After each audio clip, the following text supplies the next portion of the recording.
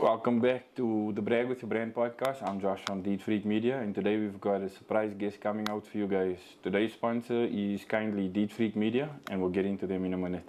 Thanks for tuning in. So without further ado, our guest for today, the Big Chef. How are you, my man? Great, brother, yourself. All right. Thank you so much for having a seat on the pod and sparing us some time. We really appreciate it. We know time is really valuable. Without further ado, welcome to the Brag with Your Brand podcast, my man. Thank you for having me. So as things go, for those that don't know him, he's responsible for a lot of the food and the pots and the smiles and the reviews and those beautiful things in and around PE. If you wouldn't mind, would you please give us like a short intro to who's the behind the scenes Big Chef? Okay. Everybody knows me as the Big Chef. I feel like a lot of people don't know what my actual name is. So I'm Jason, the Big Chef. I've been a chef for approximately 16 years. I've been fortunate. It's been a very long time. I've been fortunate enough to travel quite often. With my career. And recently I just moved back to PE just to, relaunch my brand and take it to the next level, I suppose. Where were you, if you don't mind me asking? So I lived in Johannesburg for a while. Okay. What side? I was in Loneel. I worked at Monte Casino. No, really? Wow, okay. Congrats. I was also at PNP. I was working at the Radisson Hotel. Okay. I was part of the opening team of the Border Hotel. Okay. Where else? Spent some time in the US as well. Okay. The last, 5-6 years, I was working in Graafrenet at a property over there, and after that I decided, it's time now. It's time to push it again. So the main topic for the podcast, as I said before, is basically how your idea turned into a side hustle, and if you maintain or are maintaining it. So I'd just like to find out, like, behind the scenes, what was going through your head, because obviously you just told us now that you've been in the food industry for quite some time. But before the food industry kicked off, were you doing something else and doing the food thing as a side hustle, or was it always your dream from the get-go? This is what I want to do, and this is how I'm going to do it. So it's always been food. My grandmother used to do catering as well, so I think it stems from there. So she was the inspiration, basically. Basically, yeah. Shout out to your granny. Rest in peace. I learned a lot from her. In that sense, then I started studying and I decided this is what I want to do. And it's exactly what I done. I went into hotels, restaurants, and from there, I done the Big Chef brand. Actually started about, back in 2016, 17. Okay. That's when I started the brand. Cool. It wasn't as active as it is now. Went through a lot of changes, brand changing and so forth. Most of it, I would say, where I first started popping up was at the travelers events and those things. And those are the main events that I was basically focusing on at the time. I've been taking it from there ever since. So I've always been in the food industry, always been working in hotels, restaurants, and I just decided, to take that step, that leap of faith, and invest everything that I've learned and all the time that I've spent, and focus on my own brand and try to grow it, and introduce people in PE to things that I enjoy, the food that I enjoy. 100%. You know what I mean? I've also had quite a few stops off, so that was definitely entertaining. It's also very nice to have something to be one of the people that people refer. I'm not saying that you the only person that people get referred to, but it's nice when you have people from out of town. They're like, you know what, I have a guy, I know a guy. Like when I go to Cape Town, Auntie, I'm coming later this year, I promise, I really promise. But on a serious note, like when I get to Cape Town, the first thing, we're going to get the Gabba. You know what I'm saying? We're going to get the Gatsby in, and basically that's as part of the tradition, because wherever you go, as you said, you've traveled before. Yeah. Similar to me, was also living in Johannesburg for a while. I was in Alberton. Okay. But with that, I was living more in the Portuguese environment. You know, I do like chicken. I do like vinegar on my food, and I do like the way they use their spices. So it's something I got accustomed to. You know what I mean? So if I were to have somebody, one of my old friends from Alberton, or somebody that visited you at Monte Casino, I'd be like, no, my man, this is how we do it in PE. You need to go check a big chef or somebody that is in the area. This is the kind of food, and you know what I'm trying to say. Absolutely. So shout out to you for that, definitely, Thanks, my man. man. Much appreciated. What that being said, you touched on your education now. I'd just like to find out by you in terms of actually going to study. Yeah. What is your opinion on how stuff actually go with regards to studies? Mostly around PE, and what I mean by that question is, in the previous episode, Chooks and I, we discussed that we have a large number of people that have qualified for a certain field or trade or something like that. But unfortunately, due to the numbers or the opportunities that we have available to us, they can't get work in their specific field. So if I use you as an example, you went to the chef school or the color. I went to Russell, I went to PE college. That's where I started. Okay, they had a course that we done there. Okay. So yeah, that's where I learned basically the basics of what you need to do. But majority of what I know is what I've learned in industry. Okay. You know, like you can learn whatever in a book, in a classroom, but being able to apply what you've learned doesn't. I know some people seem to struggle with that. Yeah. So for me personally, I learned a lot in industry. You know, I would work an extra shift, you know, so I can gain some more experience in that. I mean, I look at my first salary as a chef. I was taking home 600 Rand a week. Yo, that must have been a long time ago, isn't it? That was 2009. Yo, okay. 10, around there. Yeah. You know, and did you have any, sorry to interrupt, did you have any opportunities to showcase your food to the World Cup?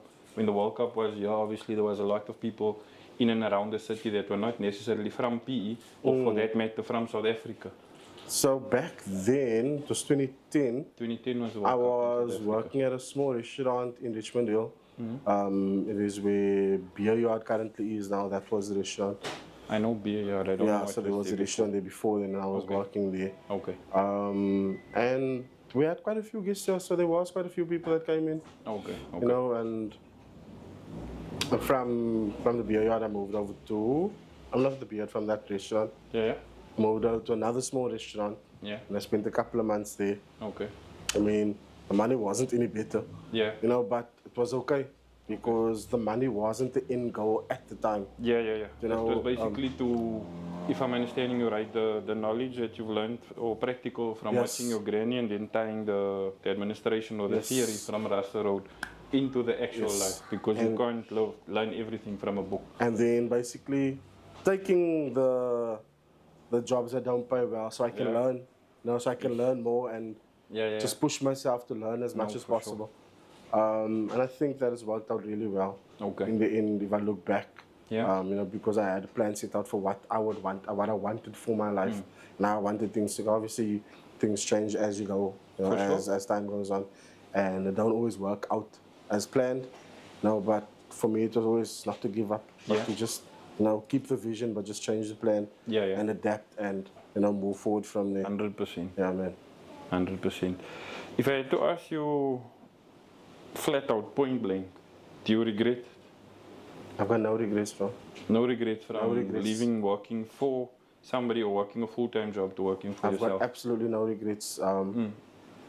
If I had any regrets, I wouldn't be the person that I am right now, man. I take everything as a learning experience. And like I said, that's been hard. It's not been easy. Being self-employed is no joke. Shout out to all the entrepreneurs out there. I know it's not easy. And I feel like what's helped me a lot, you know, in this whole journey is having a supporting wife. You know, somebody that backs you, even when you have your back up against the wall and you don't know what is going on. Yeah, yeah. And I can turn to my wife and tell her, you know what, this is the situation now. I'm struggling with this and this and this. Yeah. And she's like, don't worry, we'll figure it out, we'll sort it out. And every single time it is, we made it through, you know. So like I say, no regrets. I'm glad for you. Just great support structure. Yeah.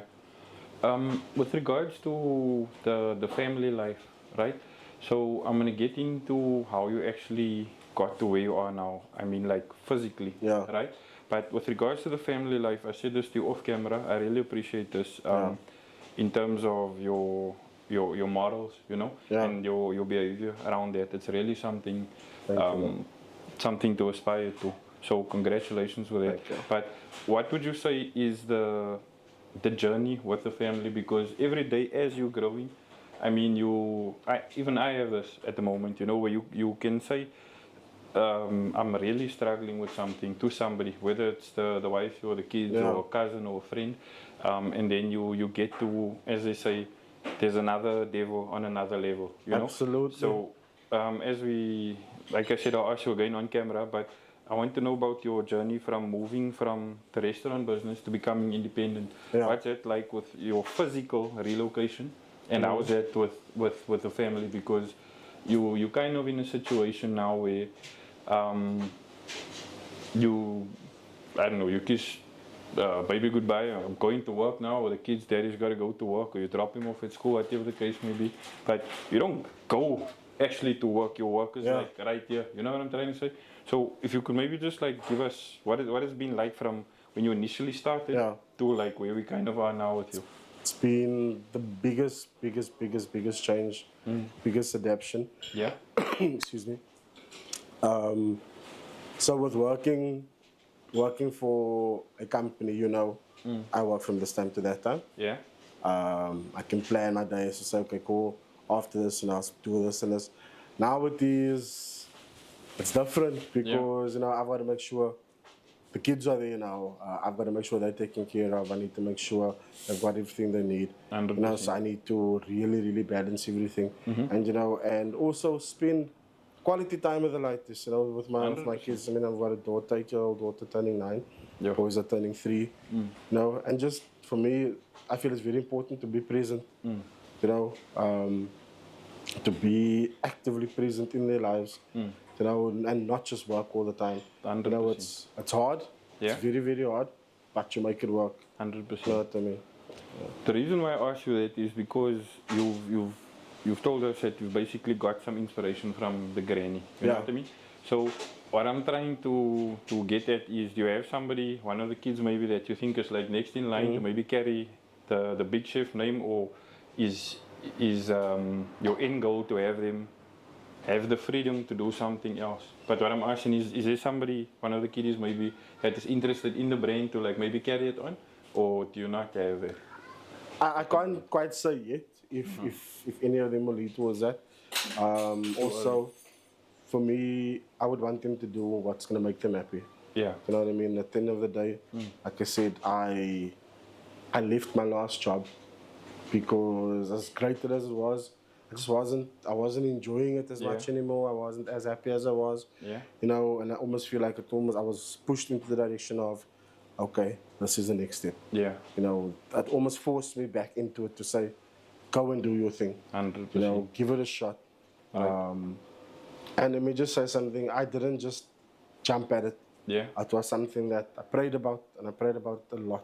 Yeah. There was many tears that came with that, making that decision. For sure. Because we got married, we had... Is this in PE now? No, this when I was living in Graafstal. Okay. You know, we had the kids, the twins.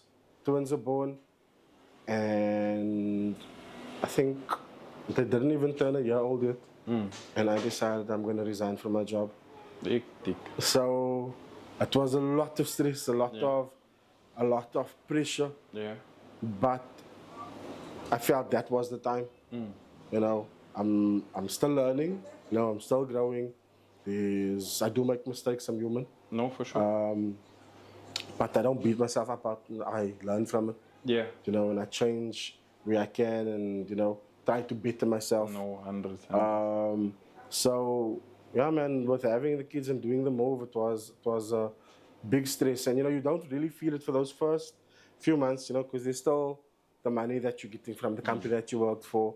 You know, so you like still your UIF and your last yes, you know, salary. you you still okay. Yeah. And then when that money is gone, and then you realize, oh, bruh, that's There's real. something different That's now. real. Life is going to life now. Yeah, no, And you for know, sure. there was a lot of challenges, still are a lot of challenges, but we faced them head on and we make it work. No, for sure, for sure. Is there anybody that you would like to maybe give a shout out with, you know, with regards to you saying that the brand was obviously, it went a bit quiet or dormant and then it kind of revived. Is there anybody that you'd maybe like to give a shout out to? Somebody that maybe done your graphics, somebody that gave you a little bit of inspiration saying, why don't you pick this up again type of vibe, you know, like your support system.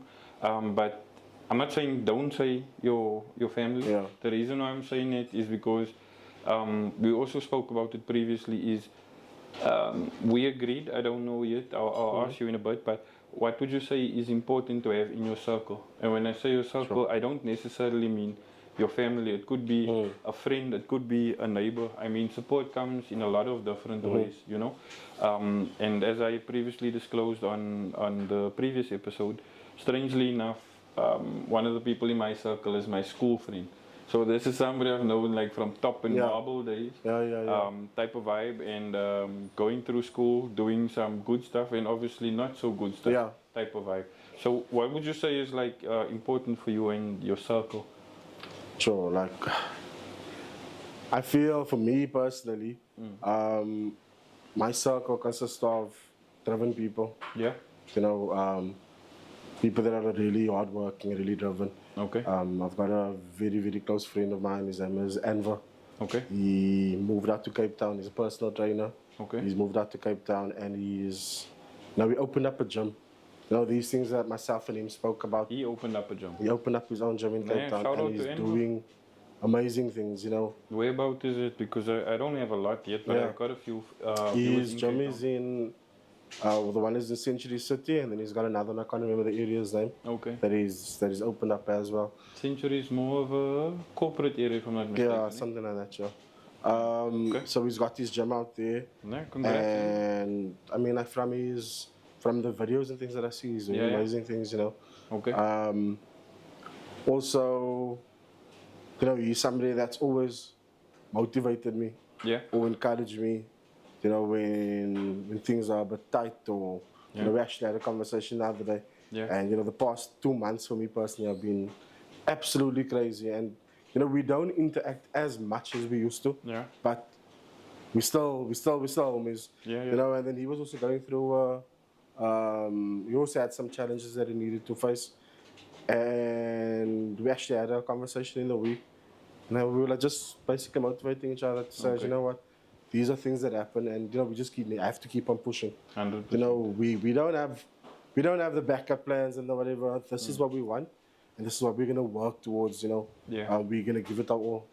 And you know, it felt like to hear that from a bra. I mean, we used to work together at one of the hotels. Okay. And during that time, we started a few businesses. We tried everything. We hustled. Yeah, yeah. You know, as much as we were working, we hustled. We done That's bouncing. Very popular in PE, just for people that is like not here, you know. People tend to shift around, which is also why I asked you with regards to the moving around, you know. So I mean, we were bouncers at the stage. Okay. We done a couple other things. We done nutrition and personal training. We done alles. You know, everything that we could do, we done. Yeah. We even sold pizzas at the stage. Okay. You know, but we done everything that we could, and I think with that being said, you know, that created some sort of work ethic in us. Yeah. You know, no, for sure. To push ourselves. That's my next question, actually. Yeah, to just get to the point where we are now. Yeah, yeah. You know, like I said, every day we are still learning, we're still growing. Hundreds, yeah. And we just apply whatever you learn into your business and into your family life. You're good to go, man. So you kind of like tripped me into the question now. I think you answered half of it, but what would you say is your driving force for day to day? My family, bro. Your family? My family, okay. my kids. My kids look up to me. Yeah. My kids have obviously all children, they have their needs. Yeah, yeah. You know, and I need to be able to provide for my family. Yeah. So that is one of the main things for me, is to make sure that my family is taken care of, that they're not lacking in anything. Yeah. And to just provide for them, and just be there and be present. Okay. Yeah. 100%. I want you to tell me a little bit about this is a trade that obviously I like. I like food. I'm a foodie. I think everybody likes food. Yeah. Oh, okay, sorry. I have to ask you this. If you don't want to answer or you can't, I'll understand. But I'm a big Ocean's 11 fan. This year, Ocean 11, Ocean 12, 13, 14, right? And I don't know if it's 11 or 12, but he says to her, I can't find a place for us for a restaurant before the people want their money back. So she says, no, don't worry, we're going to stay in. And he says, I will cook. So I was thinking in my mind, like, hey, Julia Roberts, I can cook this, must work for somebody somehow. Did this in any way come up with you and the wifey? Yo, what a question, yeah? So... Is that like part of the pickup line? I don't want to put you on the spot if you don't want to answer, but I'm sure this question has to be in somebody else's mind also. About what, my wife and me cooking for? Yeah, no, like when you speak to like, don't worry baby, I'll take care of the kitchen. I got this. So, when I met my wife never cooked. Okay. So that became something that we done together. Hundreds. I would teach her to do certain small things. Okay. Nothing crazy. Yeah. Small things that make a big difference. And it's gotten to the point where my wife she does a thing in the kitchen now. Okay. Like. But yeah, I enjoy cooking for her. Okay.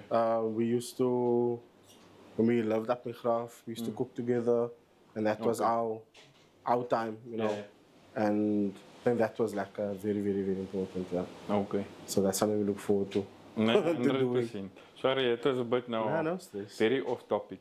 I wanted to. I just think I'm gonna answer my own question. You're like, guys, I know if anybody needs this advice free of charge, you got it from Big Chef. If you're looking for an ex-wife, you tell you can cook, and then what would you say to the single fellas here?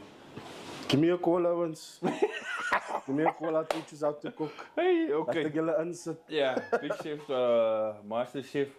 I think you should kick it off on YouTube. You think you can cook? Why not? I don't think do we have something like that in South Africa at the moment? I'm not too sure. I'm not too sure. Maybe we should do something like that. I would personally like to start doing. It's always something that I've wanted to do. To do cooking classes. Okay. For bachelors. Okay. That's cooking classes for bachelors.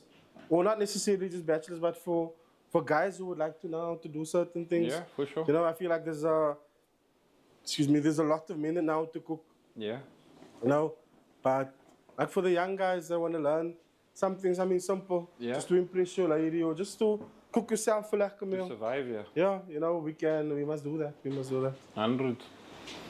No, that will really be a cool thing. I know there is opposite Green Acres, there's that chef school, no? Capsicum, yes. Capsicum, yeah. Shout out to you guys. What I also wanted to find out by you, like, I've got a family member that attended there a while ago. She's not in PE anymore, but the different departments of being a chef, because I'm not gonna lie, this was me even before I now actually had a conversation with her, that if you're a chef and I need food, you need to organize it for me, you know what I mean? Growing up, obviously, I was a waiter for a time at,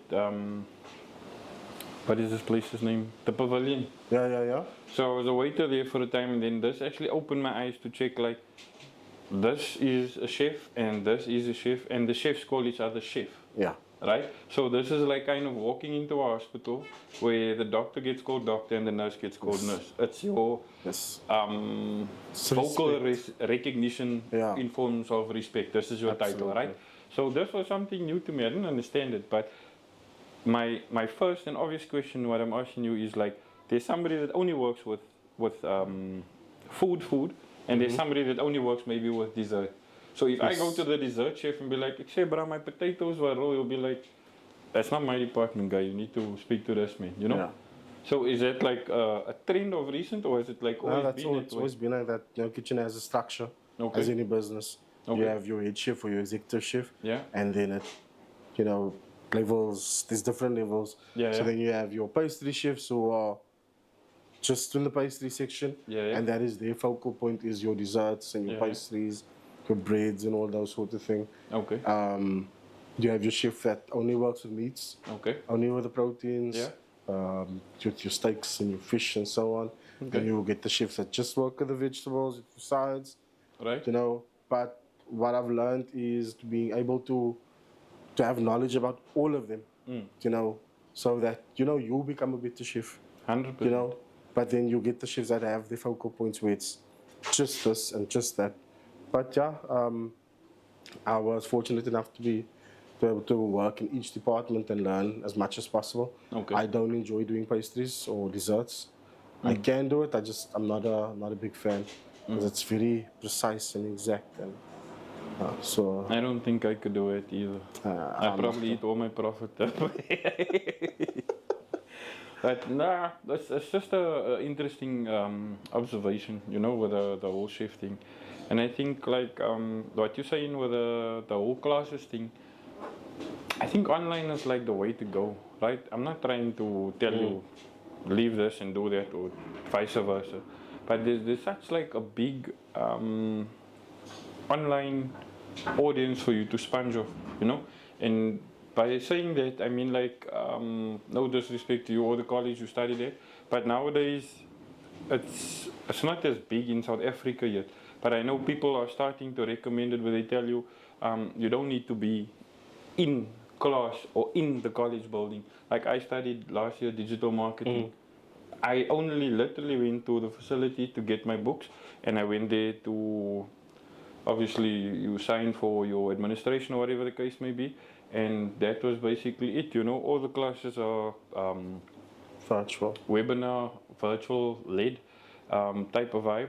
So for theory, I think that's like such a big thing because I don't know what you think about it, but there's also like this big trend at the moment for people that are studying to be teachers or lecturers, and then they go across board. Like I know Dubai, China, and what is the other country? Vietnam.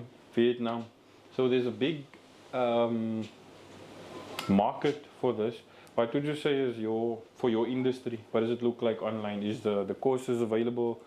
Like I don't know, a Udemy I maybe don't. or a YouTube course or I'm not something. too sure with that regard, but feel with our industry, you need to be in a Hands on. class. You need to be hands on, not Okay. necessarily in a class, but in the kitchen. Okay. There's a lot of chefs that didn't study, Yeah. but with working in industry for so many years, Yeah. they've grown. Yeah. I mean, there was guys that I worked with that were dishwashers Right. when I was at the Radisson Okay. back then, and now the executive chefs, the head chefs, some of them are working abroad, some of them are still here, Yeah. some is at the border. I know Okay. the one guy, his name is Sunshine. Sunshine used to be a dishwasher. Sunshine is one of the head chefs at the Radisson currently. Okay. And Shout out for to that for me Sunshine. is absolutely great. Yeah. Because he worked his way. He 100%. worked his way up. He learned from everybody around him. From dishwasher, he moved over to staff cook. From staff cook, he moved on to the line, and that's how we learned, and that's how he progressed. And I look at him now, and it's absolutely fantastic. Yeah.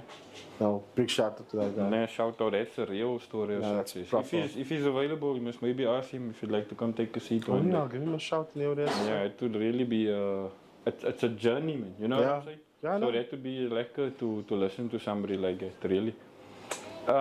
You've also mentioned that before you've been like at hotels, right? And at different restaurants. So what would you say for, I've had a brief innings with this, right? But what would you say is like a behind the scenes type of relationship with you and the waiter? Because you and the waiter is basically like your delivery of your hard work to the customer. Absolutely. Obviously the customer tips the waiter. Yeah.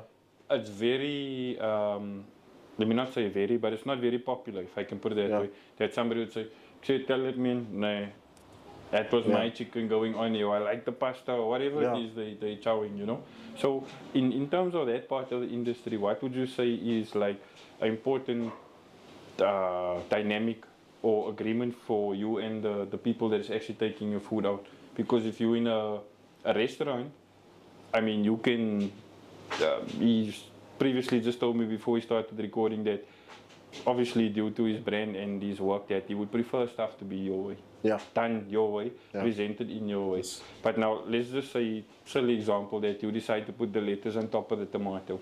And this person takes the chow away and swaps it around now. Now it's not the way you obviously prepared it.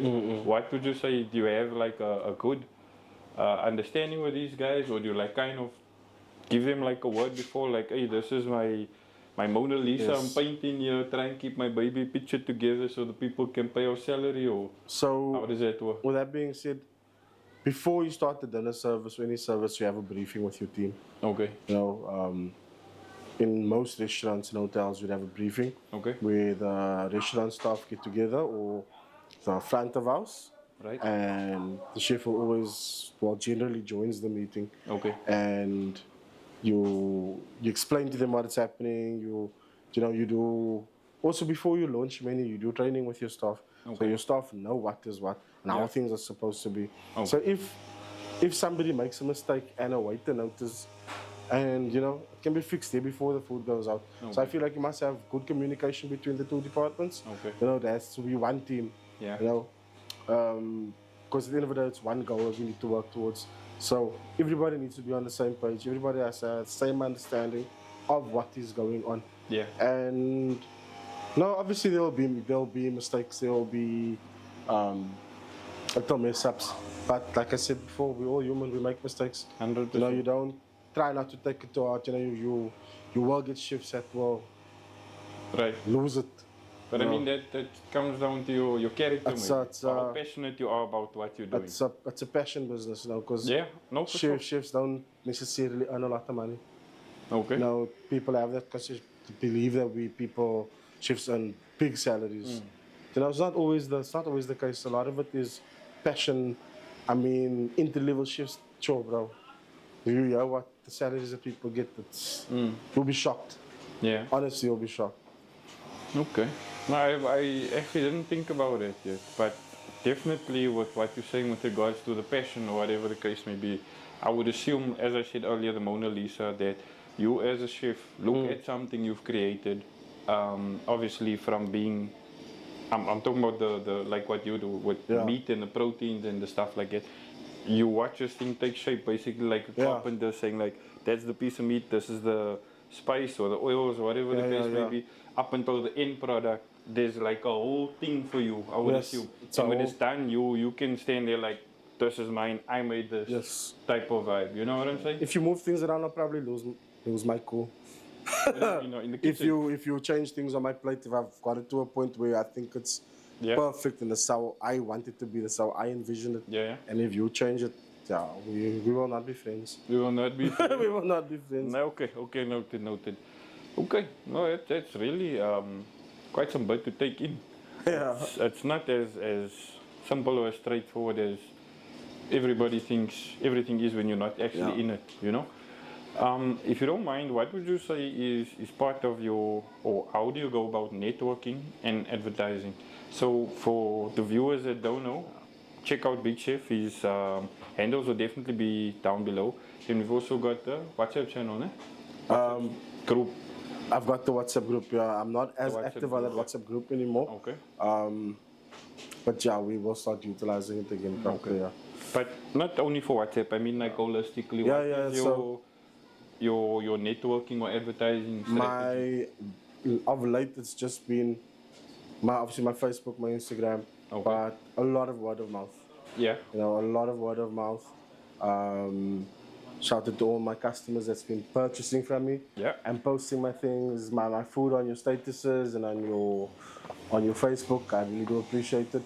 That has been massive. I had a customer there last night, and they said everybody on their WhatsApp has just been posting the food that they've come in to buy from me, and that is great for me. That's absolutely great. Yeah. So also I think my networking is just like speaking to people. Yeah. I was talking to somebody the other night, one of the customers as well, and they were talking about business cards, and they were saying you have 2 business cards, 3 business cards. The one is your physical card. The other one is you as a person, and then obviously your brand. Correct. And so for me, I I like speaking to the customers and to the people. You're very well spoken for somebody that's a chef. I don't Thank mean you. this in a nasty way, but we spoke about this before. Yeah. You know, like when you normally speak to a chef, this guy's always in a hurry. It's like, get out of my way. Hey, yo, what's going on here? People working with food Yeah. type of vibe, you know? So you really I got, think it's just the environment that you're in at the time. okay. In the kitchen, you are very time is very No, very for sure, important. 100%. You know, so I mean, you take let's say you go to a restaurant and you order food and you're waiting 30 minutes for your food, 40 minutes, Right. and you feel it's too long. How do you feel? Yeah, I don't You know want to be what I here mean? anymore. So, but that's the whole thing. You know, you need to be on time. Things Yeah. need to be done quickly but properly. You know, so your execution, your timing, everything needs to be on par. Yeah. This is a bit off topic, right? So about 2 weeks ago, I don't know if you've seen, I had an event in Cape Road, Yeah, yeah, yeah. right? And there's this dude that has been, I'm not gonna shout him out, but in any case, this dude always has something to say to me. Don't do this, do that. You mustn't do it like this, do it like that. Don't say this, say that. But he never gets to a point where he can offer me some help or offer me some advice, right? So I meet up with Russell, and he actually ended up arriving at the event. But now for this specific, I'm like the part of the organizing team, right? This is not the place or time now. I don't mean this in a funny way, but what you're saying, it's like one and one. This is not the time where you come there and expect to have a half an hour conversation with me. You know what I'm saying? Because this is like I don't want to say like a high demand industry, because yours would be more than mine. Yeah. But at the same time, what you're saying is resonating with me, because I can't have somebody standing there in the corner like he's not having a good time, but he paid the same amount of entry fee as us, so that's having the time of his life, posting on Facebook and Instagram and TikTok like, woo, look where we are now, and this guy's like standing here, not having a good time, you know. So I understand that completely, and I try to be as very much accommodating as the next person, but I completely understand. It's just something a bit off topic, but I've definitely had an experience not too long ago with something like that. One thing that I can tell you, one thing that I've learned is you're never gonna please everybody. It's Yeah, impossible. 100%. You know, and if you're gonna take that to heart Yeah. every single time, you're gonna be a very unhappy person. I was actually stuck in that situation You know, you not are too gonna long be, ago. you're not gonna be happy Yeah. because everybody's opinion. You know, obviously people are entitled to their opinion. You know, Yeah. and you take away from that what you want to take away from that. You know, like if there's some sort of criticism and you feel you can improve, then by all means. But you're gonna get those people that are just gonna complain for complaining sake. Yeah.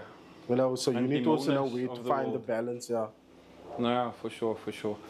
Also, like with it, what would you say? How long were you in Joburg? Longer than 6 months? Yeah. I think I was there for maybe 2 years, 2.5 years. Okay, no, more than enough for what I'm gonna ask you. So, what I'm gonna ask you is, in PE, stuff are done completely different, very ad hoc, right? And when I say that, people in Joburg, shout out to everybody in Joburg for having me for the longest time, and also for the chef. But what I'm saying is, in Joburg, people have a more formal way of advertising or marketing their product or service, right? And we had a bit of a discussion off the record with regards to our audiences, etc. But at the moment in PE, I think like having a WhatsApp group or a WhatsApp channel or stuff on your status or on your friend's status, sharing the word of mouth is like invaluable. Whereas there's nothing wrong with it, but I'm just saying like in Johannesburg, people will tell you like, nah man, get this thing on the radio, have a radio advert. Nothing wrong with the radio, but they will prefer a different digital channel. They will say, get a full-on marketing team behind you, and let's do a whole campaign like the flags I make or the business cards I just delivered now, or something to that effect. What would you say is your adjustment to that? Because obviously coming from a very formal, high populated area where face be fact there's a lot more people, jobs and salaries in your environment compared to now where I'm not saying you're dependent on it, but it helps. Of course. Right? I was looking at you, everybody can see that you had a sigh of relief or thank you very much when somebody posts something for you on the status. Yeah. What would your opinion be on that, and what would you have to say to anybody who's ever shared something for the Big Chef before? Firstly, thank you very much. You are appreciated. My kids and I appreciate you, and my family and I appreciate you. 100%. I feel like with regards to radio advertising, you also need to really check who your target market is. Yeah. You know, and I don't know how many people actually still listen to the radio in that sense. You know, I don't know if it's... Radio is still big, bro. It's a different crowd. I think what you're saying is right with your target market. Yeah. But like for me personally, I don't necessarily listen to the radio. Okay. Most of the time, I'm not even listening to music. I'm just driving in silence. Okay. Just so I can. So this is like your peace and. This is my time just to be quiet and just to. But yeah, like I feel, for me personally, what's working for me is doing what I'm doing on my Facebook, on my Instagram. You know, my customers sharing my food on the statuses. You know, what I've realized, as soon as I post something on my WhatsApp, like 10 minutes time, then it's like 20, 30 other people sharing the exact same thing. Yeah. And that I appreciate. Okay. You know, so that has been working for me. Obviously, I would like to improve on my marketing and advertising, you know, doing more videos and that sort of thing. But I do everything by myself. I don't necessarily have the time to do a video of this and a video of that. You know, so when the guys do come out and they order their food and they take videos and they post it, I do appreciate that. I love that very much. Okay. You know, and I will reshare it until the very end. 100%. Just a quick question. This is not to put you down in any way, but what would you say is your following like between your Facebook, Instagram, and WhatsApp? My Facebook's probably got the biggest following. My Instagram has in the past week has grown tremendously. You know, there's been a lot of new followers in this past week, which I'm very grateful for. Yeah. I'm not as active on my Instagram as I am on my Facebook. Obviously because most of my followers are there. Oh, you know, yeah. Okay. I've got a TikTok account as well, but I barely post there. It's okay. Because that's more video. Yeah. You know, so. The reason why I asked you this is this is me personally now, right? I just told you now that I'm busy transitioning from a massive audience of like over 20,000 to brag with your brand. Teach Freak Media, this is my own thing coming. And the reason why I'm asking you that, like I said, is because each platform has its uses. You know what I mean? With something like Instagram, it's supposed to be a picture sharing app, but at the moment, reels are going absolutely crazy because we're living in the era, if I can put it that way, of short form videos, right? There's a lot of different uses or advantages from something like Instagram compared to TikTok, you know? And I think at the moment TikTok is where the younger crowd is. You feel to tell me you agree or you don't agree, this is my experience. And your working, supporting crowd is on Facebook, right? But now you try and get a young, what is it, Gen Z or Gen X? I'm a 2000 to get onto Facebook, and as people are like, nah man, that's for the old people or whatever the case may be. Which I guess is to them probably fine and fair, but when you actually get into a place like Facebook where you've got different groups and different you've got avatars now, so you can make like animated Big Chef there cutting the steak, or you've got artificial intelligence that is basically it took the world by storm kind of vibe, you know. All of these things are like tools around to support. Sorry, I'm barking off as a digi guy here, but all these stuff are like there for us to help one another and get the word out, you know. So on my previous episode with Undefeated Photography, I literally asked him like, what would you say was your biggest video or picture following? shout out Undefeated Photography. And then he gave us a number. I can't even remember what the number was. I'm sorry. But be that as it may, I asked him what school he went to. Yeah. And the number that he gave me for his biggest amount of reactions, comments, and follows, likes, shares, all those beautiful things for a single post was more or less like, I think it was like 20 times the amount of people that were in his high school when he finished school. Sure. You know? So it's crazy when you actually take a step back and you actually look at it like that, because even for me too, like I was previously quite big on TikTok. I don't focus as much on it as before. I stopped just before 10,000, and then I think this whole American thing is like kind of stuffing us around in South Africa. Nothing against America, nothing against TikTok. I just think that for us in South Africa, we are not hard workers, but we don't get the pleasures or the advantages or the opportunities that is currently abroad. You know, like the TikTok shop. Maybe it won't apply to you as in food, but I mean, don't you think South Africa could do a TikTok shop with too? I think so, bro. I think we can definitely do it. I feel South Africans, we have a lot of hard working South Africans out here. Yeah, I know. I don't want to turn this into a political thing, but that's my personal opinion. Yeah. I mean, I stayed in the States, and there's a lot of South Africans living in America. Okay. Working. I was in Florida. Really? Yeah. Yo, that must have been So dope, it was like, bro, it was awesome. I had a great time there. But there's a lot of South Africans working over there. Yeah. And South Africans are the ones that are really, really working over there. Bro. Putting it in. I mean, even Donald Trump has South Africans working for him. Yeah. At one of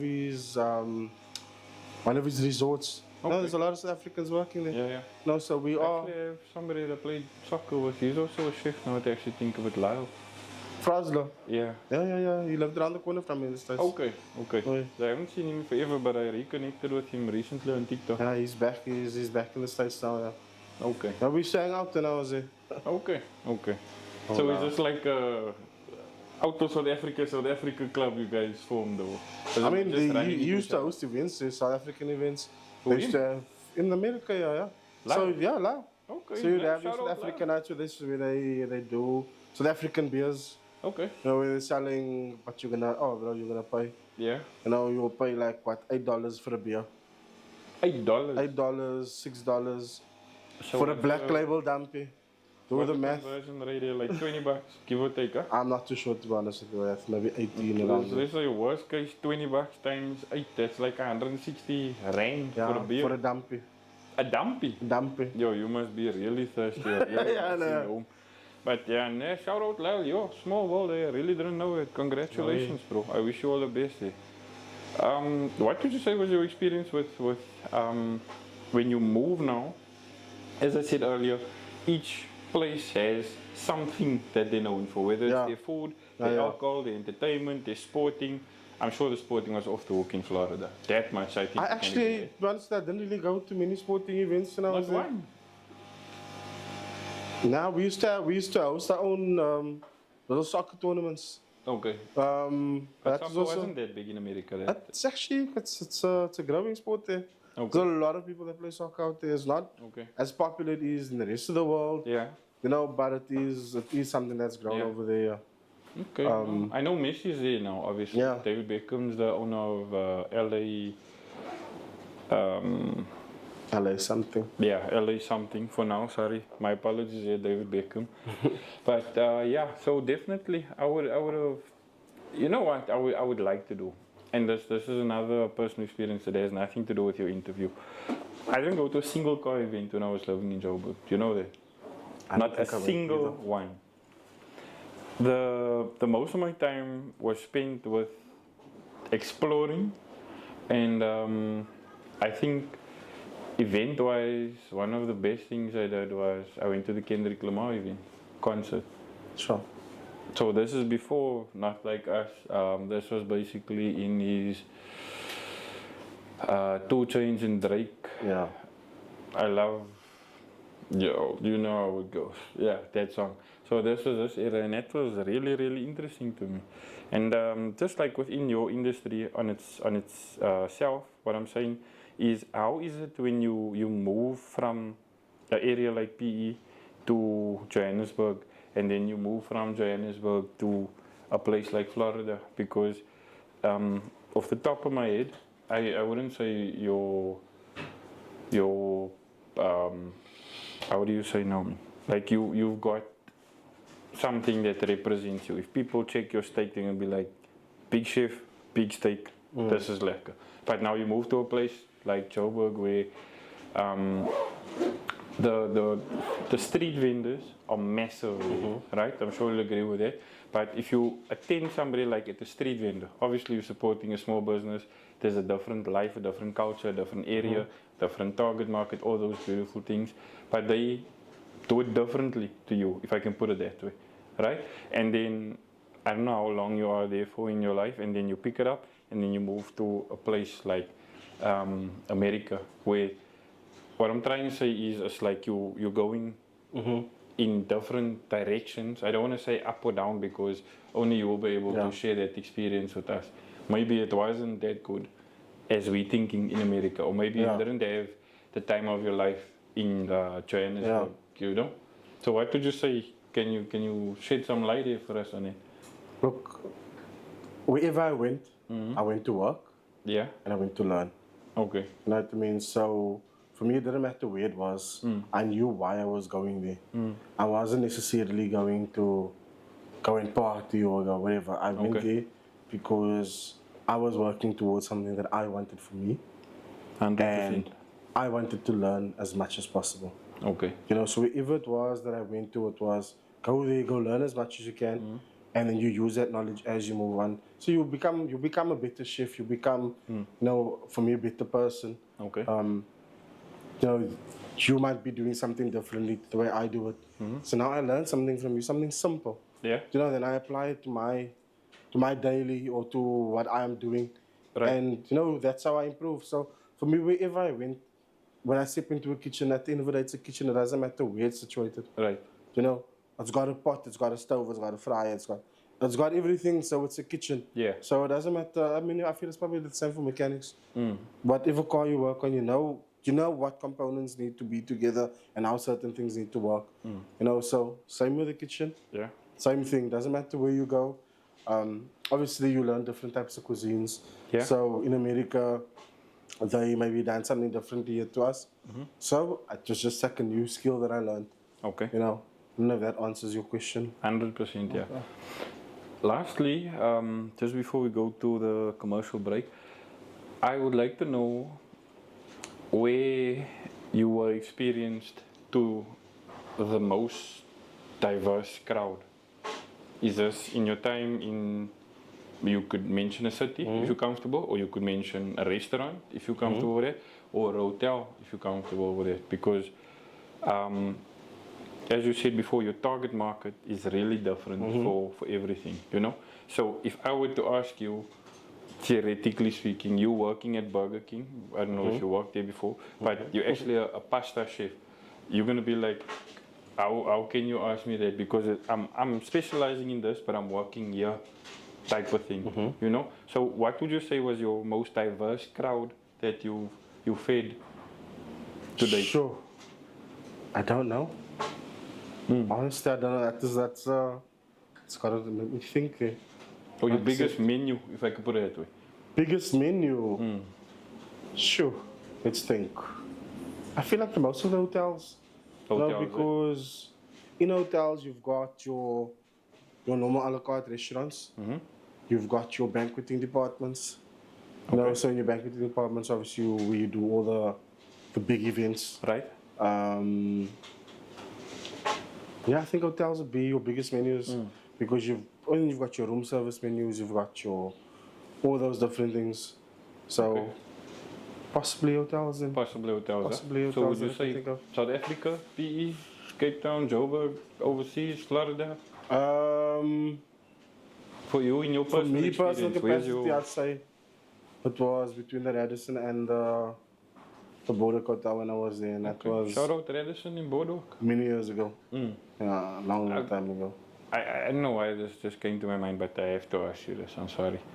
What is the, obviously you won't see it face to face because you in the kitchen, right?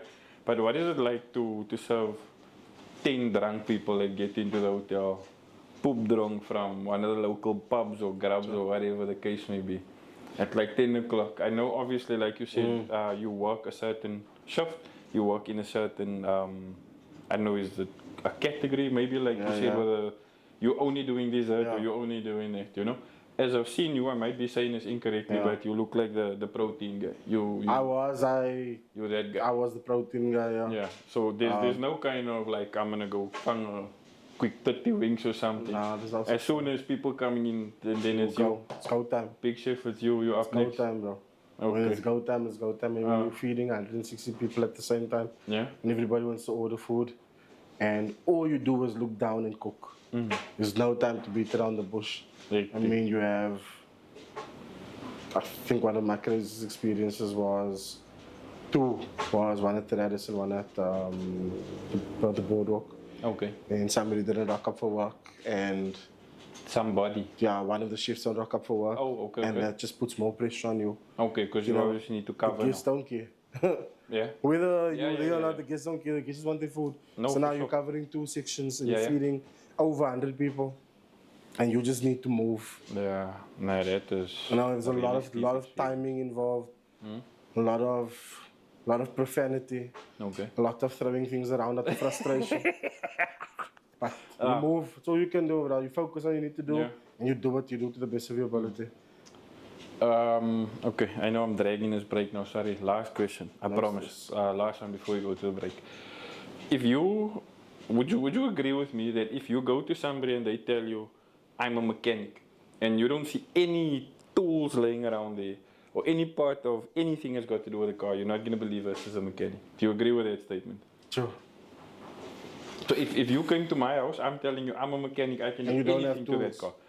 And you come to my place of work, so whether it be in my garage, in my workshop, in my room, under the afdakkie, wherever it is, I tell you I'm a mechanic, you come there to book your car in, you don't see a single tool there, you don't see oil anywhere, you don't see a piece of a car, a tire, a thing full of nuts, nothing. Would you believe I'm a mechanic? Nah, I wouldn't. You wouldn't believe, no? Okay, so we're in agreement. If I'm going to look at all chefs differently now after this conversation. So, if I have to look at a chef, what is that thing going to be that's going to make me say, this guy is really a chef? He's going to look angry and tired. He's going to be angry and tired? He's going to look angry and tired. Okay. And stressed. Because that's what we do, is just crazy. Yeah. I don't know. You can't tell. Or an apron or something. This guy must have his own set of knives or. You must have your knife, bro. Each chef has the knives that they work with. That is our tools, you know what I mean? Okay. Some chefs are very extravagant with their tools. Some are, this is my knife that I use everything with. For me, I think everybody knows me because on my apron, I've got a leather apron that I absolutely love. Okay. You know, so that is my telltale. Who done your artwork for you? Kevin Ashin, okay. What is it? I haven't met him. Just for Kicks. Just for Kicks, yeah. He done my artwork for me. I recommended to him a good couple, I think I done COVID times, ne? Or just before. Yeah, so he contacted me now before I came back to PE, and he wanted to do illustration. Alright. So he spoke to my brother because he's friends with my brother. Alright. And then we got in contact and done the illustration. And then I started chatting to him about some ideas that I've had, you know, things that I've been wanting to do. You know, I mean, like I said, I started Big Chef way back, you know, and I had a little book where I wrote everything down, where something comes to mind, right? And I had a chat to him. Yeah. He done my business cards for me, he done my branding for me, he done all of my work, you know, everything that I needed. I would phone him and tell him, Kevin, I want this, can you do this, can you do that? Then he's like, okay, I'll send you some things. I'm like, okay, cool, I like this, change this, you know. But I've built that relationship with him where I can, you know, but if I need done, I'll just give him a call. Okay. You know, and he gets it done for me. Shocked Jackie Chan, appreciate it. Jackie Chan. We're gonna go out to a break now. While we're on a break, just call him. And definitely give him a shout out. I'll link his socials below if he's alright for that. So we'll be back in a few minutes. Check you guys soon.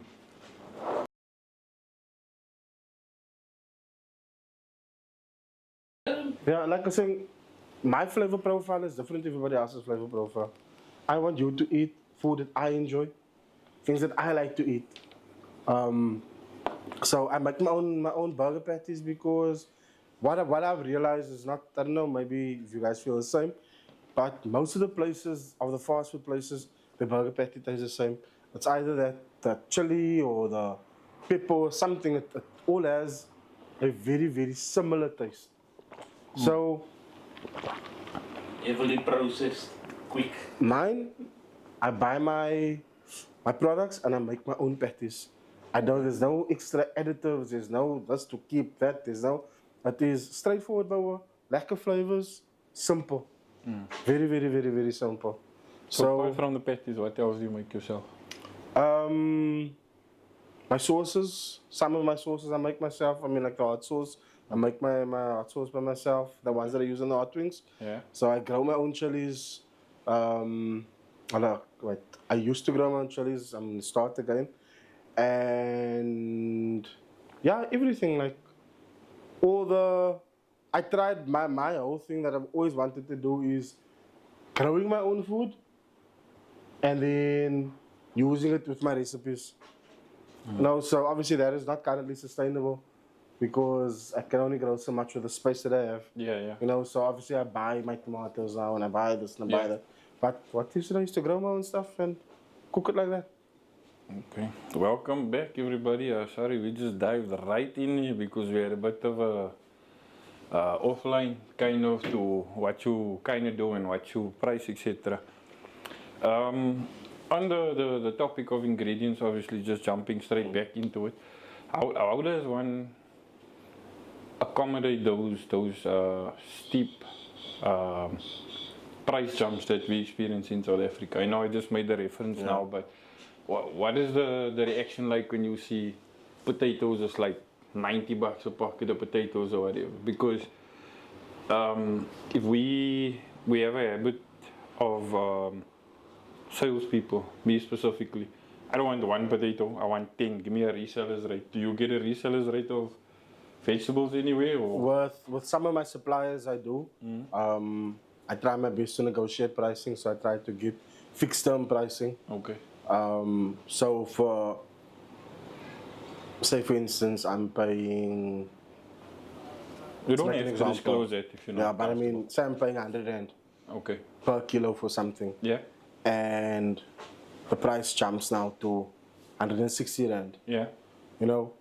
There needs to become an adjustment. There needs to be some sort of adjustment. That's why what I try to do is work on fixed term pricing. Okay. Where for the next 2 months, this is going to be my price. Okay. I need to buy this amount of whatever it is at this price. When the price jumps, for that 2 months, I'll still pay that. After that, the price can adjust, and then I can adjust my pricing as well. Okay. So I try not to change my pricing too much because obviously you need to keep your clientele. 100%. But at the same time, in the same breath, that being said, when things do become too expensive, I have to adjust. Yeah. You know, at the end of the day, as much I do this because I love cooking and I love people experiencing what I enjoy. Yeah. Because that's the food that I serve. I serve the food that I like.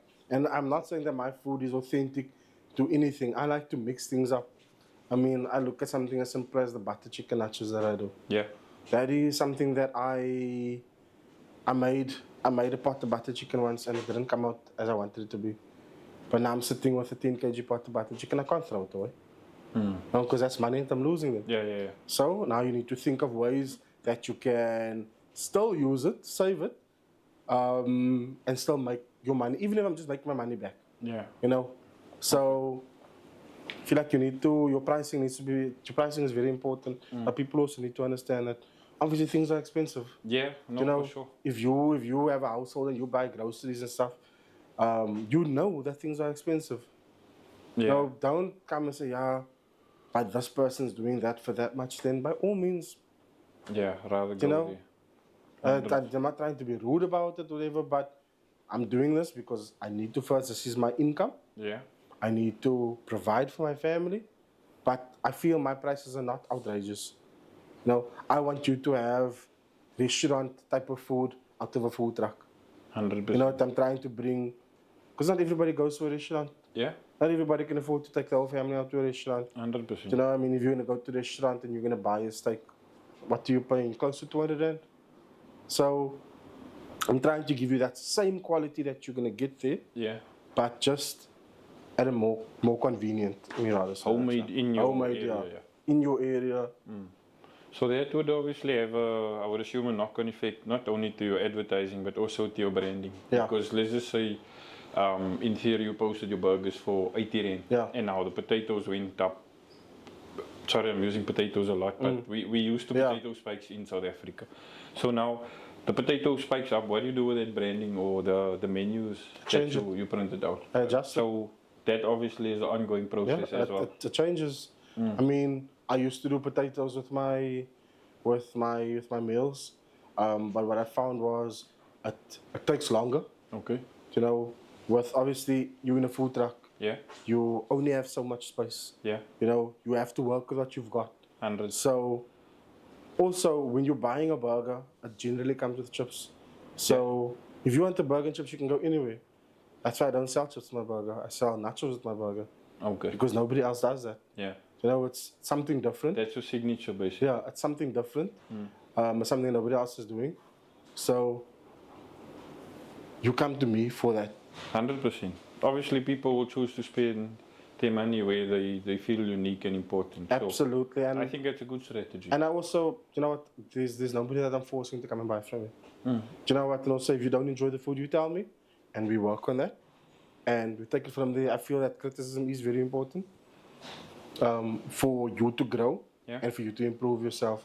So, yeah, man. Okay, 100%. I know we jumped off camera with this, but what would you say is the end game, the end goal, the dream for you?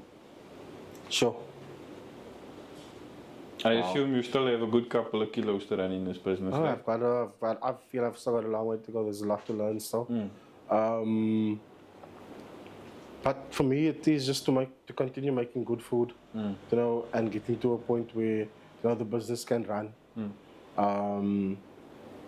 Like I don't want a restaurant. You know, I don't think I'd ever want to own a restaurant. Okay. But I would like maybe a takeaway, where you can come and like a takeaway shop. A takeaway shop, eventually to have it on one specific spot. Okay. You know, the food truck is working for me currently, and it's perfect for me. But also in the near future, my plans are more leaning towards pop-up restaurants. Okay. Selling people experiences, not just selling you food. You know what I mean? Like we were chatting about this now. I've got a friend that has the farm, and on his farm we would like to sell you a package where you come out for Friday and a Saturday. The package includes your accommodation, your food and everything. You come there, the Friday night you have a little social, everybody gets to know each other.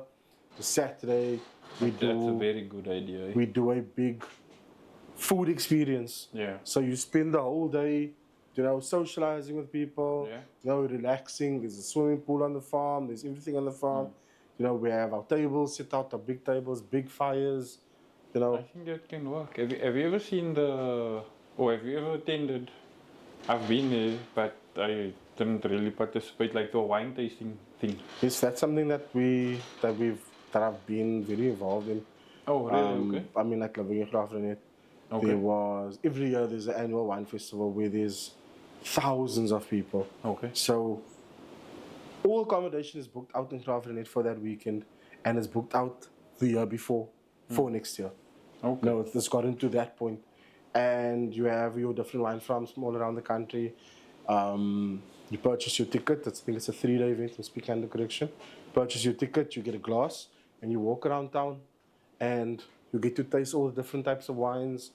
And like what we used to do is I used to set up spit braais at the hotel. So, because it's in the Karoo. So you set up your spit braai and just a quick snack. So it's like a food vendor, you're selling spit braai and roasted cook. Simple stuff like that. Okay. Just for you, you can sell, handle your glass, but you can have your food in your one hand, that sort of thing. Yeah, so that is something that's been happening over there. Awesome, absolutely awesome. But I'm saying I never knew about it. Yeah. I didn't know about it. But I'm saying like with you, what you're saying, like a weekend away for the whole wine tasting. Oh yeah. Whatever the case, like if you have like, people pay for, let me put it this way. People pay the most for what they can't get. Yeah. Right? Shout out to Narcos. If you haven't seen Narcos on Netflix, definitely check it out. But people also pay for convenience. Of course. So, if you don't mind me referencing to you, I'm in the exact same boat, but sometimes you've had like a hectic week, right? You've had a hectic week. Now, you've obviously got a lot of pluses because you're a lot better with food than I am, right? So now let's just say theoretically our two families are going to, I don't know, to the beach, whatever. We're gonna go camp there, whatever the case may be. And kids are kids, man, So at like 8 o'clock, one decides, no, I'm hungry now, but I don't want that is cooked, I want this. So now you end up making a fire and whatever the case may be. But because you're at the beach, your options, if I can put it that way, is a lot limited. You know what I mean? So if you can maybe collab, like you're saying, with somebody on a farm, and that aspect is already taken care of, like, don't worry, you're gonna get your breakfast, you're gonna get the lunch, you're gonna get the snack at so time and so time, and there's a full-on supper. I think personally that would be like a good business venture. No, it's definitely it's happening. We're busy with it. We're just doing, obviously working on the costings. Yeah. Because at the end of the day, that's gonna be very, very important. No, for sure. You know what I mean? Things are actually, it's not cheap. No, for sure. So everything is not everything in life is not cheap, and that, like I said, that will be an experience for you to come and have. You just so you wake up. For me, I love outdoors, so just that fresh air, breakaway. Yeah. You're getting some downtime, but you're also getting some good food. 100%. So that is what we're leaning towards. That is what we want. We want people to have a good time. Just coming over, have a good time, relax, not think about anything, and just have a. No, for sure. I'm sure. Like what I'm saying is it's probably different for you because food is life in general. But I mean, this is your business, your interest and your way of life, if I can put it that way. Because a lot of people don't realize this, but if you work 8 to 5, you're at work for about 8-9 hours, give or take. I'm not 100% on this, but let's just say you travel half an hour to work and half an hour from work. That's like 9 hours out of a 24-hour day that you're at work. The possibility that you, not as an owner, I'm talking about having a job, right? The possibility of you coming home after that 9 hours, traveling there, actually doing your work and traveling back home and be finished with work, at least in I would say in my experience or circles, is very scarce, right? You would like to think that if you're going to come from an environment like that one Friday maybe and just say like, you can take a drive with the family or the wife or the girlfriend or a bunch of friends or whatever. No, don't worry, we don't need to pack a pochicos, we don't need to go worry about buying wood that is dry. We're not going to run around for firelighters or that type of vibe. It's a big part of your everyday life, but it's a big part of entertainment also. You know what I'm saying? So if you could maybe take that out of the whole contraption, obviously it will work with seasoning and like you're saying, pricing and all those beautiful things, but I think that would be a really good model. It's convenience as well. Yeah, 100%. 100%. It's hospitality. I mean, that's industry in hospitality. To make you feel comfortable, to make you feel relaxed. Enjoy the food, enjoy the vibes. 100%. That's very important. Okay, no, lekker. So we're gonna get into a quick you choose type of thing. Okay. If you're uncomfortable with anything I ask you, I won't put you on the spot or ask you anything vulgar, but you would just say pass. Okay? So obviously as a chef, you're surrounded by food most of the time. What would you say would be your choice between meat or pasta? You're not working now, you're a consumer. I'll go for a steak. You're gonna go for a steak? Go for a steak. Okay. When it comes to strong food, or I don't know if this is the right word, but wholesome, spicy, flavoursome. Yeah. What are you choosing? Spicy or strong, or flavoursome, wholesome? Sure, it needs to be a combination. Combination. It needs to be a combination. It must be spicy. If it's a curry, it needs to be spicy, but it needs to be flavorful as well. Okay. No, I don't just need something that's just gonna burn. Okay. There needs to be flavor. Yeah. Flavor is very important, very, very, very important. Okay. You with a bunch of peers, friends, or family, cook yourself, or shout at somebody for not cooking like you wanted? If I don't have to cook, it's fantastic. Unofficially, if you It's say. okay if I don't have to cook, it's really okay. Okay. Luckily for me, I know my friends can cook. Alright. So we're good to go. Oh, so when they apply to be your friend, this is like one of the Nah, criteria. not necessarily. It's just it's a coincidence that the boys know how to handle themselves in the kitchen. Yeah. I'm just putting it out there. Oh, yeah. We're probably gonna phone somebody like Big Chef if you're gonna be there by me. I'm like not that guy. I can do the basics. Yeah, but yeah. I'm kind of not that guy. If you're saying they know how to handle themselves, I don't know you're not how to gonna handle die. themselves. I'm just putting it out there, full disclaimer. But I'm not. I'm kind of not that guy. My friends know how to cook. Well, most of them. Okay. Most of them, yeah. Okay. Everybody can. Yeah, they can handle themselves. Okay. And Yeah, decent. If you get stuck in a predicament where you get to choose your last meal, like your last meal. I don't want to put you in a drastic situation or something. Your last meal. This is you're never gonna eat ever again. I don't know what happened to you, but you can't order anything else. You're never gonna eat ever again. What is it gonna be? Your favorite dish? sure. I don't have a favorite. Like for me, it all depends on the mood that I'm in, what I want to have. My last meal, my word. I think just steak cooked really lekker. Lekker, homegrown steak. Ne? Proper steak, just cooked perfectly. Okay. And I'll be happy. Okay. I'll be happy. If you had to choose between watching something business or sports, what would it be? When you have an off day or an off time or a couple of hours to yourself. Probably be business related. Business related. So watch a podcast or listen to something like that. I don't know if I don't necessarily really watch anything, but if it's something that I can learn from, something that's something that I didn't know. Yeah. Then by all means, I mean, me generally, if I put on the TV, I fall asleep. Yeah. So it needs to be something that's going to grab my attention. He just said now he puts on stuff to watch him. He doesn't watch the TV. Yeah, so the TV watches me. So it's something that I'm going to learn from, or I enjoy, like recently started watching Alfred Adrian's, his podcast that he's doing as well. Comedian.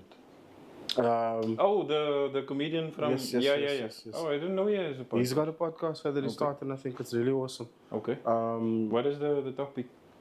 He just speaks about general things, like whoever he has on, like he had Emo Adams on, and Emo Adams was talking about his experiences growing up on stage and so on, and all the life experiences that they've had. Okay. Shout out to you, Alfred. Well done.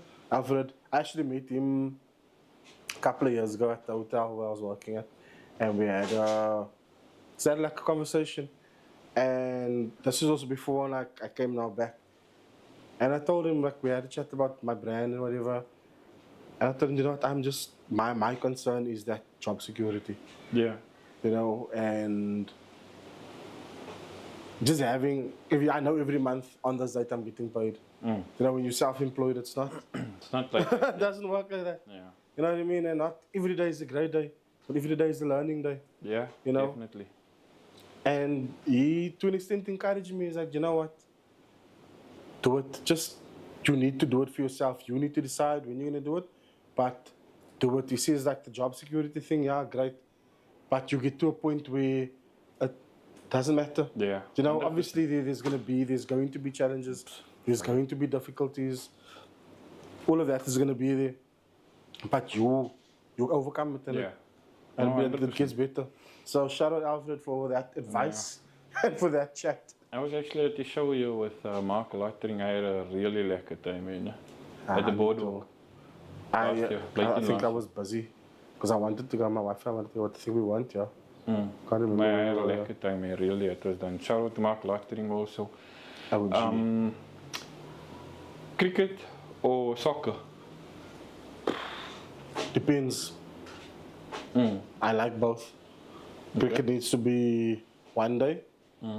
T20 vibe. I still can't do the 5 days. I'm not a big cricket I fan, don't but mind the can't 5 watch days. 5 days. I don't have 5 days to go and sit and watch cricket. That's I need to be. exactly it, yeah. I don't have the time for it. Yeah. Sure. I feel like the one days in the T20 keep you like on the edge of your seat, man. You know what I'm saying? It's straight in, straight adrenaline. I think I enjoy both, but T20 or I'll probably just go soccer then, yeah.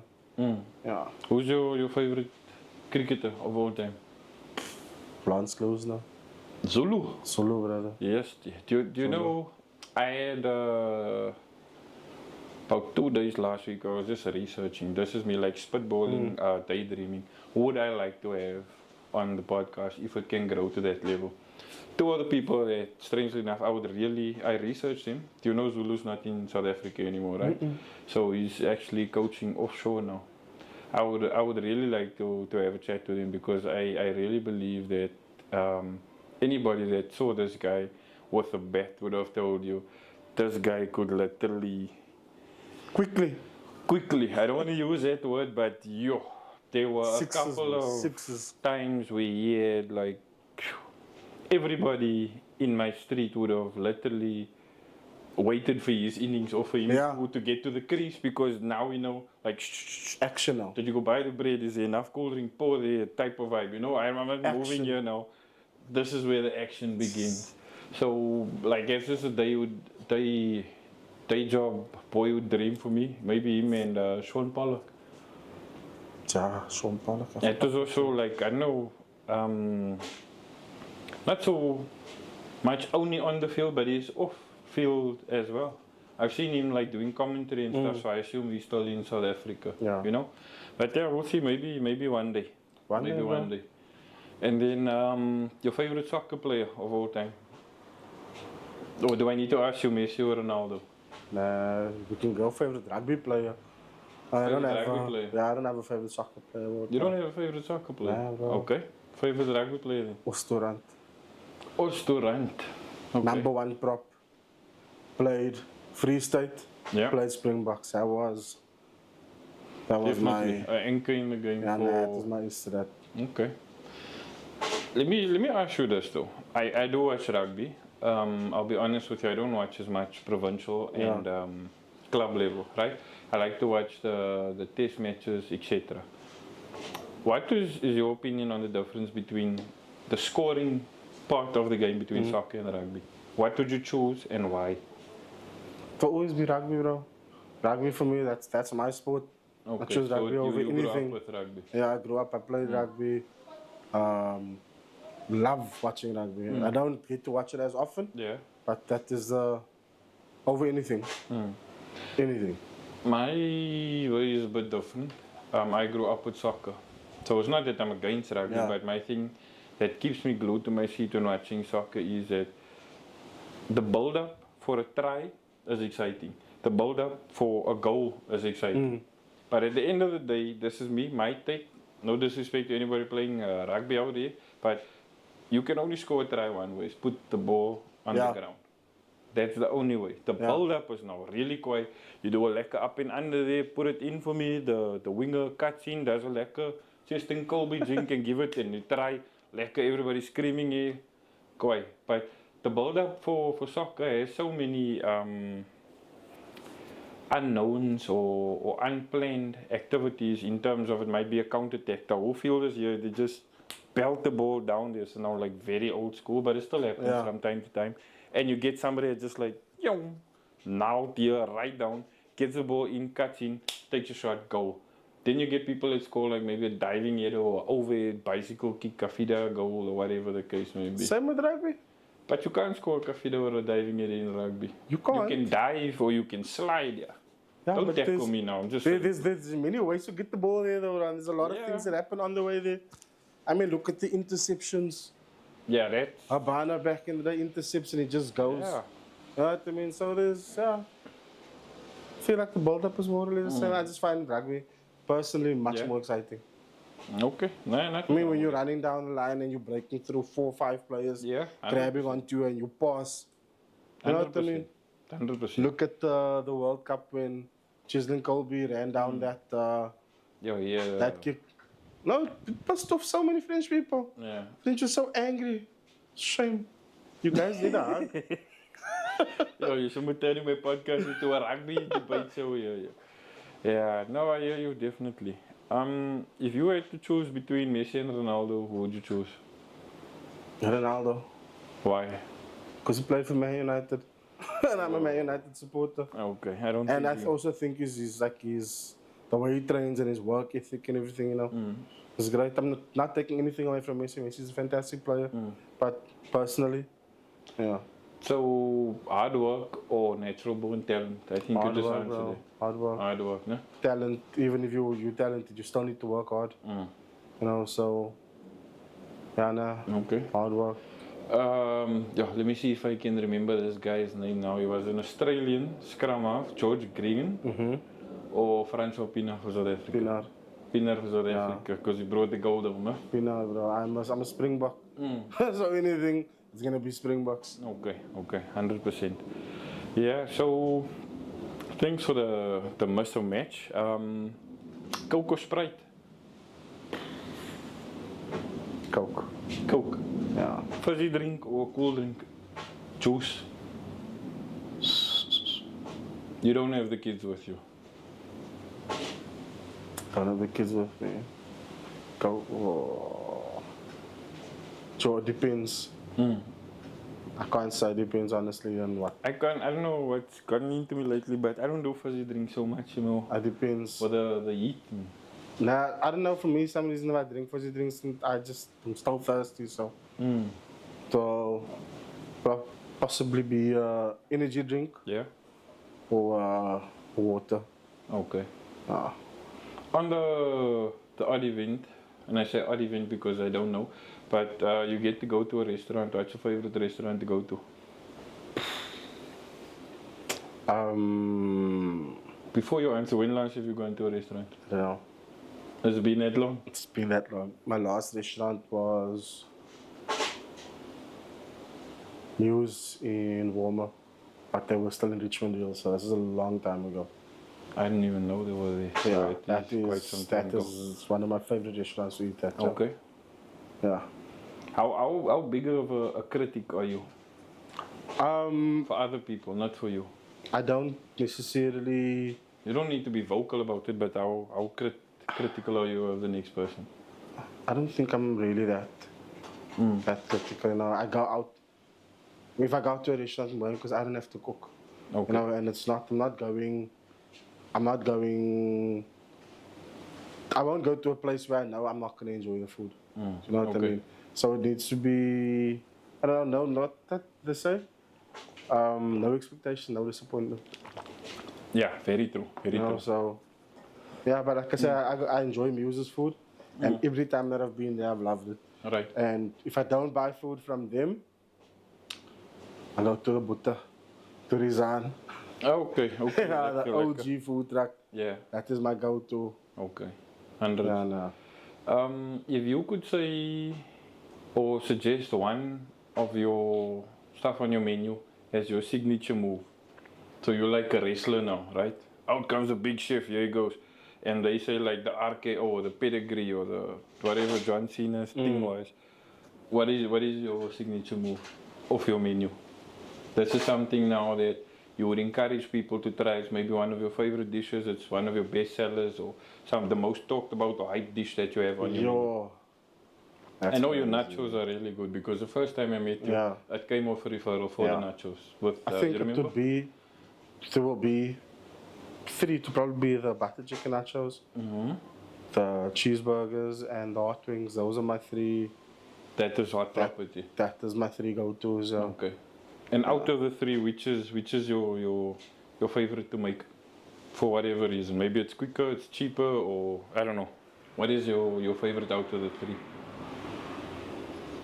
I don't have one. Don't have one. I can't choose. You just take it as it comes. Yeah, it's like having children, bro. Who's your favorite? Yeah, I Go on, only have then. one at the moment. Yeah, I've got 4. Okay, cool. No, 100% bro. So, in terms of getting to know you, you're more of a rugby person, and you prefer obviously being self-catered for because you don't do the restaurant thing, which is perfectly cool. But on your off days, etc., what is happening there? Do you have like a series you're watching at the moment or something? I just finished off Narcos now, like after how many years? It took me a while. You're a music person, you're listening to some Tupac or Jay-Z. I go fishing, bro. You go fishing. That is what I do more I days. just literally threw in the rod last week with fishing. I don't think I've been fishing in almost 2 years now. I haven't been in a just couple of weeks, but that is what I do on my off day. Go to the water, whoever goes with. And I just have a time out. That is my time out. It's Fishing. like a quiet, ne? It's the quietness, it's the nothingness, it's just relaxing, it's, If I can answer this, if you just agree or you don't agree. So my chick asked me like, what's up with the whole guys in fishing thing? Because you guys are definitely not going there to catch food to eat tonight. And I tried to explain to her that different people go there for different reasons, but the main two, in my experience, is either, as you said now, going there for a breakaway type of vibe, and like this is like the other place apart from the barber shop where guys like relate or speak about things type of vibe, you know, because like women can speak about a lot of things at almost any type of place, but I refer this like us as guys going fishing. There's also females that fish, but of course, us as guys that go fishing, we use that time in environment, if I can put it that way, like females do at the hairdresser. Yeah. Have you ever walked in at the hairdresser and heard some of the stuff that is being discussed there, my guy? The only time I go to hairdresser if I have to take my wife or my daughter. Other than that. But yeah, I mean, like for me, we go fishing, my friends and I go fishing. Okay. We have like a chat, you have a beer, and you just have like time just to catch up. Yeah. You know, if you were going through something this week, Yeah. and or whatever, you know, Yeah. you have that time and you can chat and you speak, and it's like a little support group. No, 100%, and it's definitely how I didn't say support group, but I just said like that's where we try unwind. to get there, like uninterrupted type of vibe or something like that, you know. So Also, shout out to our wives that bail us to go fishing. We appreciate you. yeah, I don't know if fishing gear or a wife, but okay, shout out to Big Chef's wife, no problem. Yeah, so I think just in general, thank you very much for the podcast, Ru. Thank you for setting some time aside. It was very interesting speaking to you, as I told you offline before the podcast, and obviously going on now, because I mean, I've definitely learned a lot. I don't know if I have said anything that you didn't know before, but I've definitely learned a lot from you, because the don't judge a book by its cover type of vibe really hit home, I think, is the slogan of the year, because you, like you said, you get to a restaurant or to a place and after 30 minutes then you're just angry. It doesn't matter who's there behind or who's doing what, you know. You're just angry. You get people that don't appreciate the art of food. Me not being one of them, because I enjoy a good chow. I'm a bit finicky, I'm sure you know. Allergic to certain things. Yeah, no, it's fine, you can tell them, no problem. I'm sure everybody that knows me knows by now, but I hope I'm not one of the biggest problems to cater for, you know, but definitely thank you very much. It was very interesting for me to learn from you and have a chat to you. As I said before we took the break, that I'm definitely going to have a different look at people that work with food now, whether they self-taught, working in a truck, a chef, or whatever the case may be. And I think maybe you guys should too, you know. Sometimes, Chukri said last week to me, in context obviously, there's not a lot of times where between guys that somebody just walks up to you, know what, my guy, you're doing a good job. Oh yeah, that's very true. You're doing a good job. Whether it's now meant or from a friend or somebody in your circle, it's not a popular thing. And I would just like to say thank you very much. Keep doing your thing. Thank you. I definitely am watching. and I hope to definitely see you soon. Before we wrap up, just to say goodbye, Nat, is there any people that you would like to give some shout outs or some flowers to, whether it's the family, anybody in your circle, anybody that you would like to suggest to the podcast, or just somebody in general that you'd like to give their flowers to keep doing what you're doing, or just a shout out to? To my wife, bro. Oh, yeah, like I said, that's my biggest support structure. Yeah. I know she's backed me through everything. She's been there with me through everything, through the good times, the bad times, Yeah. through the hard times, you know. That is literally somebody that's always got my back. And also to my brother, who's out in Abu Dhabi. In Abu Dhabi. Sorry about it. In Oh, Abu he does Dhabi. this. He's up in Abu Dhabi, yeah, and he's obviously he's still without any family, you know. So keep doing what you're doing and just focus on the main goal, bro. And so keep pushing. What is he doing, if you don't mind? He's working in the same industry as me, but he's front of house. Now, so he's a restaurant. He's in the restaurant side of it. Okay. I think he's a manager or something over there. But the way he's doing great. Okay. Keep doing what you're doing. Yeah, shout out to you. What do we call him? Josh. I don't know, I forgot it. So this is the guy that was doing the TikToks and stuff, was your brother. Oh, yeah. That Hectic. is him, Okay, yeah. man. Shout out to you, bro. Just before we go, just one last question. What would you? Oh, I got two. Sorry. If you had a time machine to get into right now, like I'm gonna open this door here and you're gonna get in there and you're gonna come out, I don't know, 15 years ago. What would you tell yourself to do 15 years ago, business related wise? Yo. Just one. You're only gonna get like 5 minutes here. So you're gonna use like 2 minutes to check out where you landed and who's here, who's came in and what you have, and you only get about 2 minutes to tell yourself one important thing about business 15 years prior to today. Stay focused. Stay focused. Stay focused, bro. Okay, fair enough. And then the last thing, what would you give as a word of advice to somebody coming up who's in the food industry, maybe in the chef school, whether it be in your department or for the pastry or for the desserts, when they're struggling to choose between working for enterprise like a hotel or a restaurant, becoming a manager there, because working there and being managing a team is two different things. I know you have to do it now at the moment, same like me, but that is your two choices, or do it for yourself. What would your advice be for those three choices? Working for an enterprise, managing at the enterprise, or go solo? That is a very personal one, in the sense of you need to decide what it is that you want, you know. You need to know what your goals are, what you want to achieve, you know, and then you need to work towards that. Okay. So I don't know if it will be fair to say, well, to choose between the three of them, to say go this route, to go that route. At the end of the day, is whatever you're doing now needs to line up to your end goal. Yeah. You know, and you need to go through certain things to get to your destination. 100%. You know what I mean? So you need to figure that path out, and you need to work and push and do whatever you can to reach your destinations. I don't know exactly how to answer that, but I think, like, for me, for personal experience, I would rather say, follow your figure out what it is that you want. You know, bump your head, learn. You know, we're gonna make mistakes. None of us are perfect. We're all going to make mistakes, and don't beat yourself up about your mistakes. Learn from your mistakes. Take it as a learning experience. You know, next time, I want to do this, but I remember this happened the last time. Focus on your goal, and just, you know, if this route doesn't work, take a different route, but you'll still get there. 100%. You know, and success isn't overnight. A lot of people think that I just Big Shift just happened overnight. Big Shift has been something that's been going on for many, many years.